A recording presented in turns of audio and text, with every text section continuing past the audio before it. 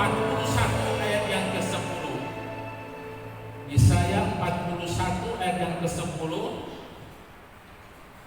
Ya, sore hari ini kita akan baca ayat ini bersama-sama.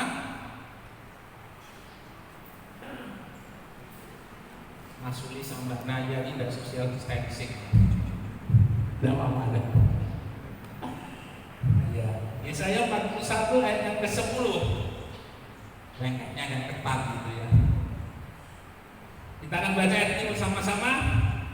1, 2, 3. Janganlah takut, sebab aku menyertai engkau. Janganlah bimbang, sebab aku ini Allahmu. Aku akan meneguhkan, bahkan akan menolong engkau. Aku akan memegang engkau dengan tangan kananku yang membawa kemenangan. Amin. Bapak Ibu Saudara yang dikasihi oleh Tuhan Yesus Kristus, ketika berbicara mengenai takut adalah sebuah perasaan negatif, di mana setiap orang pasti mengalami, ya. Karena takut itu mempunyai arti melihat suatu hal, melihat satu masalah, persoalan atau satu penyakit dengan perasaan gentar. Ya, dalam arti peristiwa itu belum terjadi, tapi perasaan gemetarnya itu sudah duluan. Nah, ketika Allah memanggil bangsa Israel keluar dari Mesir dituntut ke tanah perjanjian, Allah menyertai bangsa Israel. Allah tidak membiarkan bangsa Israel sendiri. Allah ada bersama-sama dengan bangsa Israel. Dan Allah juga sudah menyatakan kepada bangsa Israel bagaimana Allah menghukum orang Mesir dengan 10 tulah. Bangsa Israel melihat kematian terakhir, kematian anak sulung mulai dari manusia sampai binatang, kematian yang tidak terjadi di Israel, di kalangan orang-orang Israel, tapi kematian itu terjadi di kalangan orang-orang Mesir. Nah, Bapak Ibu Saudara sekalian yang dikasihi oleh Tuhan, dan Tuhan yang sama dengan kekuatan yang Dia punya, yang Tuhan sudah nyatakan adalah Tuhan yang membawa bangsa Israel keluar dari Mesir, disertai. Bangsa Israel kalau melihat ke atas, yang awan ada Tuhan, ya. Lalu kemudian ketika malam hari ada tiang api, ada Tuhan. Artinya sepanjang mata memandang bangsa Israel melihat tanda ada Tuhan yang menyertai mereka. Nah, Bapak Ibu Saudara yang dikasihi oleh Tuhan Yesus, tetapi yang menjadi masalah di sini adalah bukan kuasa Tuhan yang tidak ada, bukan mujizat Tuhan yang tidak ada, tetapi yang menjadi masalah di sini adalah iman daripada bangsa Israel yang tidak ada. Iman daripada bangsa Israel yang kecil. Mereka melihat masalah itu lebih besar daripada kuasanya Tuhan. Mereka melihat urusan-urusan yang mereka hadapi lebih besar dari kuasanya Tuhan. Sehingga ulang kali bangsa Israel gagal untuk beriman kepada Tuhan. Dan akibatnya apa? Sebenarnya ketika bangsa Israel gagal beriman kepada Tuhan, sebenarnya bangsa Israel sedang berada di tempat yang namanya bukan jalan, bukan rancangannya Tuhan. Ya, karena mereka memang berjalan di jalan yang dituntun oleh Tuhan, tapi hatinya tidak kepada Tuhan. Hatinya ada di Mesir, hatinya selalu bergantung kepada Mesir, hatinya selalu membangga-banggakan Mesir setiap kali masalah persoalan datang. Dan itu membuat rancangan Tuhan, masa depan yang penuh pengharapan di tanah perjanjian tidak dimiliki oleh bangsa Israel. Nah, Bapak Ibu Saudara sekalian yang dikasihi oleh Tuhan, janganlah takut, sebab aku menyertai engkau. Matius 1 ayat yang ke-23, Yesus, selain Yesus namanya juga disebut sebagai Immanuel, Allah yang menyertai. Ketika seseorang hendak membeli sebuah mobil atau sepeda motor, maka biasanya mereka lihat spesifikasinya, berapa cc, ya, lalu mesinnya berapa cc, lalu bahan bakarnya irit atau boros, ya, lalu kemudian dan banyak hal yang membuat kendaraan itu menjadi daya tarik untuk orang boleh membelinya. Bapak Ibu yang dikasihi oleh Tuhan, Tuhan Yesus hadir selama lebih kurang 3,5 tahun di dunia, menyatakan Allah yang beserta dengan umatnya. Tuhan Yesus menyatakan Immanuel, ya, dan Immanuel yang dinyatakan oleh Tuhan Yesus itu adalah Allah yang menyertai seluruh kehidupan daripada umat manusia. Kita tahu kehadiran Tuhan Yesus 3,5 tahun. Di sana ada banyak orang yang sakit disembuhkan, ya, buta melihat, lumpuh berjalan, tuli mendengar, 5 roti dan 2 ikan memberi makan 5.000 orang. Semua yang menjadi sisi-sisi kelemahan manusia, yang menjadi sisi-sisi ketidakberdayaan manusia, dijawab semuanya oleh Tuhan. Nah, beberapa contoh di dalam firman Allah mengenai menghadapi satu kenyataan di dalam kehidupan ini. Bangsa Israel ketika mereka keluar dari Mesir, di tengah jalan Tuhan hadapkan mereka dengan yang namanya Laut Teberau. Ya, satu sisi, ya, masih ada sisi yang lain. Belum sempat mereka berpikir bagaimana caranya nyebrang, orang Mesir sudah mengejar. Artinya apa? Artinya saat itu bangsa Israel melihat mereka tidak ada sisi untuk melepaskan diri. Mau maju masuk ke dalam laut, mau diam dikepung oleh tentara Mesir. Yang terjadi apa? Takut. Ya, takut. Ketika mereka takut, bukannya mereka berseru kepada Tuhan, minta pertolongan Tuhan, tetapi mereka justru meminta kepada Musa, bawa kembali kami ke Mesir. Nah, ini sebuah kesalahan Bapak Ibu Saudara. Bagi hidup kita orang percaya, ketika kita menghadapi permasalahan, menghadapi persoalan, seharusnya kita semakin dekat dengan Tuhan. Supaya apa? Supaya kita mendapat kekuatan. Supaya apa? Supaya kita mendapatkan pertolongan daripada Tuhan. Jangan kalau ada masalah, ada persoalan semakin menjauh daripada Tuhan. Karena ketika kita menjauh daripada Tuhan, pertolongan itu juga semakin menjauh. Jalan keluar itu juga semakin menjauh. Kesembuhan itu juga semakin menjauh. Dan pada akhirnya ketika semakin jauh, kita akan mengalami kegagalan. Tapi ketika masalah dan persoalan itu datang, kita dekat dengan Tuhan. Kekuatan Tuhan itu turun, kekuatan Tuhan itu hadir. Maka kita mampu menghadapi masalah dan persoalan itu, dan pada akhirnya kita bisa melalui.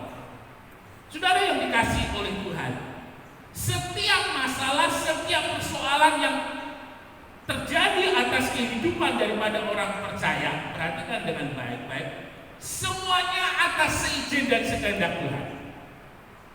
Iblis ketika hendak mengganggu Ayub, nuwun sewu lebih dahulu kepada Tuhan. Tuhan, boleh enggak sih Ayub itu tak uji? Apa benar Ayub itu ketika dia enggak mendapat apa-apa dari Tuhan, semua berkat-berkat yang Tuhan kasih diambil oleh Tuhan, Ayub tetap mau setia kepada Tuhan? Tuhan bilang, ya silakan. Ya, artinya apa? Artinya bahwa yang menimpa Ayub yang diperbuat oleh iblis itu terjadi atas seizin daripada Tuhan. Dan saudara perhatikan dengan baik-baik, Tuhan tidak akan menimpakan di dalam kehidupan kita masalah dan persoalan yang terjadi, yang Tuhan izinkan melebihi batas kekuatan Anda. Yang dialami oleh Ayub belum tentu kita alami, karena Tuhan tahu kita memiliki keterbatasan kemampuan tidak seperti Ayub. Sehingga ketika Tuhan tahu kemampuannya Ayub, benar-benar Tuhan izinkan totalitas iblis mengganggu dalam kehidupan Ayub. Dan kita lihat apa yang dikatakan oleh Ayub. Tuhan yang memberi, Tuhan yang mengambil, terpujilah nama Tuhan. Tapi yang menarik saudara, pada akhirnya apa yang sudah Tuhan izinkan diambil daripada kehidupan Ayub, Tuhan mampu kembalikan lagi berlipat-lipat kali ganda. Ya, Tuhan tidak mau di dalam kehidupan kita gagal. Tuhan tidak mau rancangan masa depan itu tidak terjadi dalam hidup kita, selama kita ada di dalam rancangan damai sejahtera. Bapak Ibu yang dikasihi oleh Tuhan, ketika berbicara mengenai masalah ekonomi, ya, yang sekarang ini sedang banyak terjadi oleh karena COVID-19, menjadi sebuah masalah yang urgent. Antara pemasukan dengan pengeluaran tidak seimbang. Lebih banyak pengeluaran daripada pemasukan. Sampai-sampai ada seminar yang membahas mengenai persembahan perpuluhan di gereja selama COVID ini berkurang. Sampai dibicarakan, tidak hanya untuk jemaat, tidak hanya untuk orang luas, tetapi juga sampai di dalam kehidupan gereja. Bapak Ibu yang dikasihi oleh Tuhan, saya teringat ketika masalah ekonomi ini terjadi dengan pengalaman yang dialami oleh janda yang ada di Sarfat. Ya, waktu itu terjadi kekeringan, dan janda di Sarfat ini sebelum kekeringan sepertinya ekonominya sudah gak bagus. Ditambah lagi dengan kekeringan, artinya ekonominya semakin amburadul, nyaris hancur, bahkan sudah hancur. Dan yang menarik, Tuhan perhatikan, ya, caranya Tuhan menolong janda Sarfat ini bukan seperti yang dipikirkan janda Sarfat, bukan seperti yang dipikirkan oleh manusia. Caranya Tuhan menolong janda Sarfat ini seperti yang Tuhan inginkan, seperti yang Tuhan kehendaki, itu yang harus dilakukan. Kita harus paham, ketika kita menghadapi pergumulan, menghadapi persoalan, jawaban itu adalah yang pertama pada waktunya Tuhan. Yang kedua sesuai dengan rencana dan kehendaknya Tuhan. Ini kita harus sadar.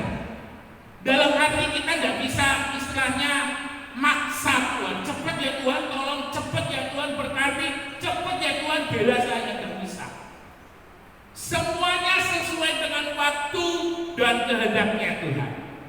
Dan waktu kehendaknya Tuhan itu bisa dinanti dengan sabar, bisa dinanti dengan tekun ketika orang percaya itu dekat dengan Tuhan. Ya, karena ketika orang percaya dekat dengan Tuhan, hatinya itu bisa sealur dengan hatinya Tuhan. Kehendaknya bisa sealur dengan kehendaknya Tuhan. Ini yang penting sekali.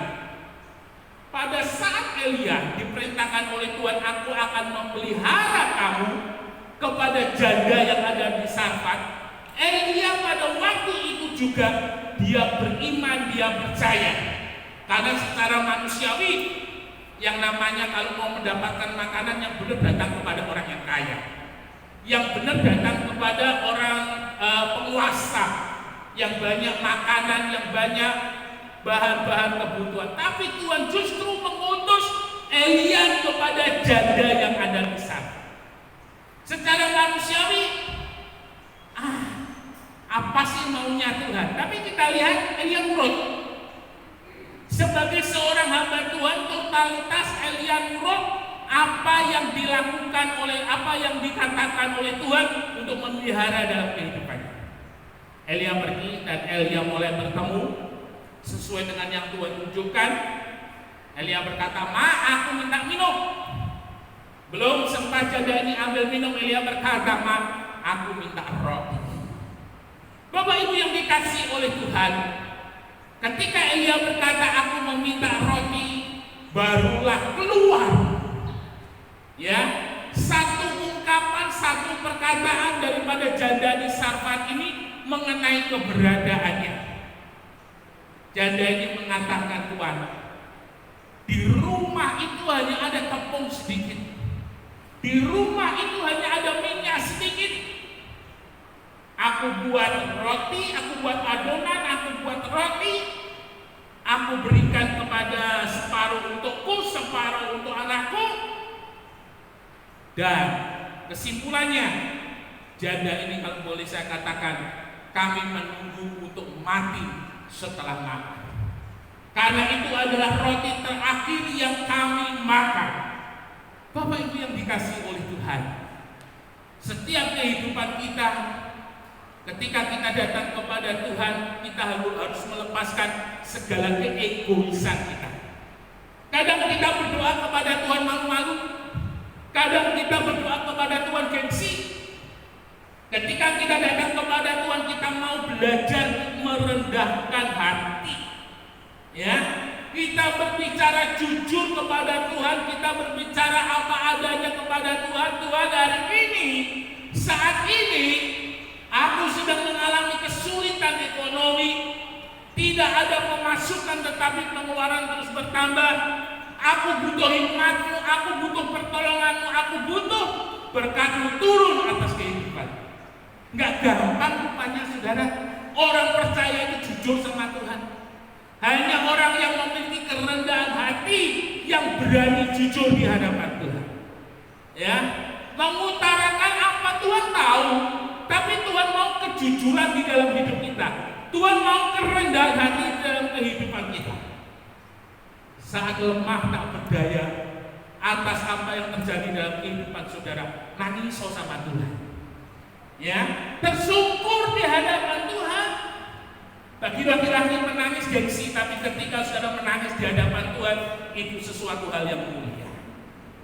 Ya, karena ketika saudara menangis, Tuhan tahu bahwa kita sungguh-sungguh membutuhkan Tuhan, bahwa kita sungguh-sungguh memerlukan campur tangan Tuhan untuk bekerja dalam hidup.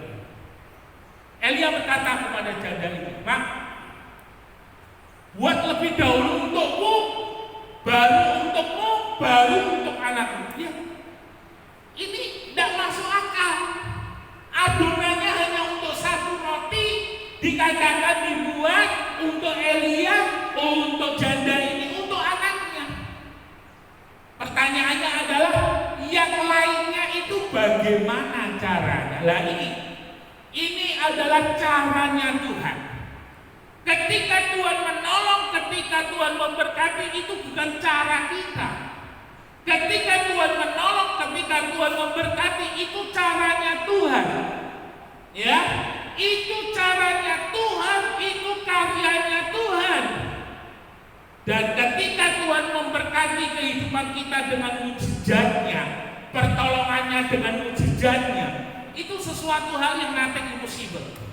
Sesuatu hal yang mustahil, sesuatu hal yang tidak mungkin. Dan Elia berkata, buat lebih dahulu untukmu dan untuk anakmu, maka tepung itu tidak habis, minyak itu tidak habis, sampai habis masa kekeringan. Firman Tuhan selalu memberi pengharapan dalam hidup kita. Firman Tuhan selalu memberikan solusi dalam kehidupan kita. Janda ini berada di persimpangan. Dia percaya tapi dia belum melihat. Ya, ketika dia tidak percaya kepada firman itu, dia melihat roti sedikit, minyak sedikit, satu kali buat habis. Janda ini ada di persimpangan jalan. Saudara, kuatkan dan teguhkanlah hati. Ketika kita melangkah menjadi orang percaya, melangkahlah dengan iman. Ketika kita menjadi orang percaya, percayalah bahwa Yesus yang akan menjamin dalam hidup kita. Ketika kita mau menjadi orang percaya, percayalah bahwa Allah turut campur tangan atas segala hal di dalam kehidupan ini untuk mendatangkan kebaikan bagi kita. Ini yang harus kita sadari.